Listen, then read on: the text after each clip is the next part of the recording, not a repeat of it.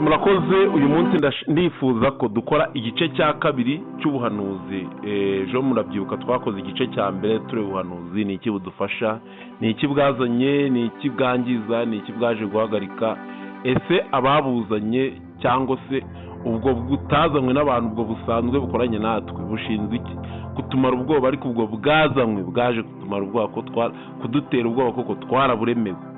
Uyu munsi rero ndifuza ko dusobanukirwa ikintu cyitwa Harimagedoni, inyamaswa kuvuga yanditse mu iteganyagihe muri Bibiliya, intambara y'Imana na Satani, iherezo ryayo, ariko tukibuka ko mu nyigisho z'abakongwe nta mana yo hanze, nta Satani, nta bihano cyangwa umuriro, ahubwo byose ni ibigereranyo by'imbaraga zo mu muntu no mu isi.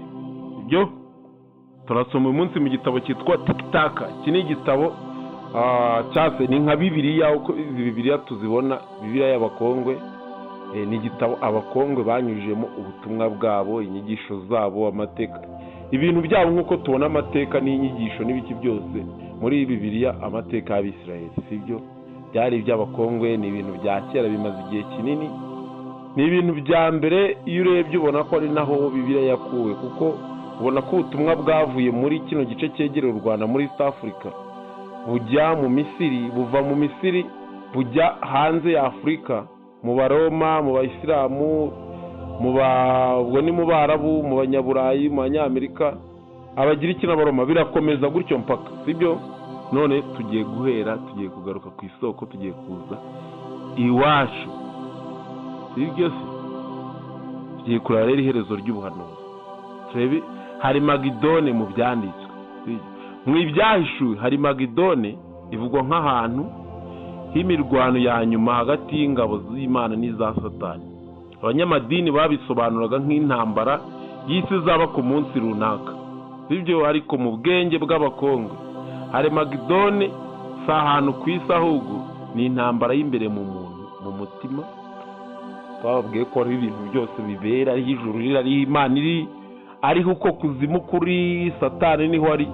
Ibyo bintu nibyo tugomba kubohokaho, tukibohora. Ni urugamba hagati y'urumuri rwo kumenya urinde n'igitutu cy'imyumvire n'ubugome bw'abami n'amadini. Abami n'abadini, ubugome bwabo numara gusobanukirwa ibintu uzamenya ibyari byo mpaka kugeza ku rwego uzumva ibintu bavuga ari ubusa. Ni umwanya umuntu amenya ko ari uw'Imana, akareka ibinyoma byamwiboheyeho. Iki nicyo bita Harimagedoni, intambara batubwiye ngo izatubera mu kibaya ngo cyo kugoma kigomeza. Inyamaswa yaturutse mu itaka n'iby'agahembe byayo. Mu Byahishuwe 13 handitswemo ko havutse inyamaswa ifite amahembe 10, imitwe 7 n'imbaraga zitangaje. Amahembe bihwanye n'ububasha n'imbaraga z'amatsinda y'abantu, ibihugu, amadini n'ingoma. Imitwe uburenganzira n'ubwenge bw'ikinyoma bugenga isi.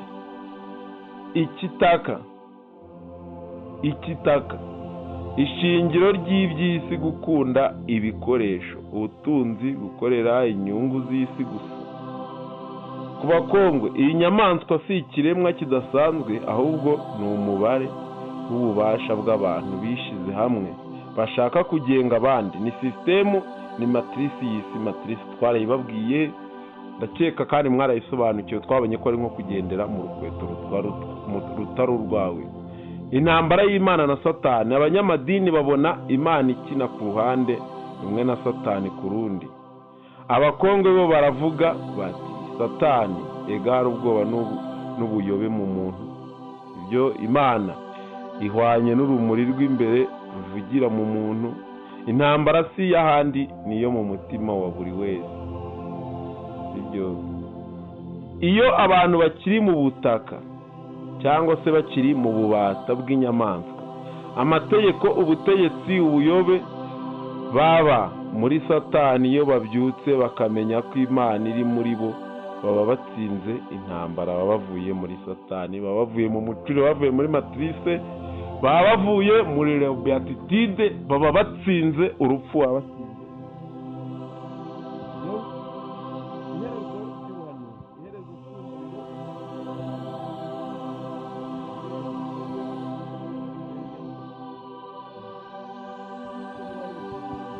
uvuga ngo uhanganye na Satani, uhanganye n'Imana, uhanganye n'ikintu cyatuma ujya mu ijuru. Iherezo iyo umaze kumenya, iyo umucyo umaze kukugeramo, uba ugeze ku iherezo. Iyo umuntu amenye ko ari uw'Imana, ko nta mana iri hanze yo kumutegeka, Harimagedoni iba irangiye. Ya ntambara y'ikibi, intambara y'ikibi n'icyiza, iyo ntambara batubwiye izabera mu kibaya Harimagedoni, iba irangiye umenye ko uri umuntu w'Imana. Ibyo ubuvutse bushya, ubu byawe ubwa kabiri, nta gucibwa, nta kuzuka, ubuzima bwose buri muri wowe. Imana ni wowe, wowe uri Imana. Birasobanutse rega, niba turi abantu b'Imana n'Imana akaba ari iyacu, niba Imana iri muri twe natwe tukaba turi muri yo, ubwo turi bande? Ubwo turi Imana, ubwo ubumana buri muri twebwe. Ijambo ry'Abakongwe, Abakongwe bagiraga bati uwica inyamaswa si uwicisha inkota, ahubwo ni uwica ubuyobe bwo mu mutima we. Uwatsinze Harimagedoni si wa wundi uzaba mu rugamba rw'amasasu, ahubwo ni uwibutse ko Imana ariyo mu nda ye, Imana ariyo muri we. Singo nta kundi watsinda Harimagedoni. Ni uku nguku reka nkurangire intsinzi y'ubugoryi. Jya ku giti cy'ubugingo, rya ku giti cy'ubwenge, umenye gutandukanya icyiza n'ikibi. Ibyo uve mu mucuri, uve muri matrice, uve muri bwa buyobe, uve mu bugoryi bwose, usobanuke, usobanukirwe. Murakoze. Niba buno butumwa bukunyura, icyo gukora kizi, wakoze subscribe na turayikora, ihutire gukanda hari ukande no kukazogera. Byose bijyane n'ubushake bw'Imana, byose bijyane no gusohoka muri matrice, byose bijyane no kuva mu kinyoma, byose bijyane no kumenya ukuri, byose bijyane no kuba mu ruhande rw'Imana. Murakoze. Nibyo mbifuriza, nanjye niyifuriza. Imana ibidufashemo. Murakoze.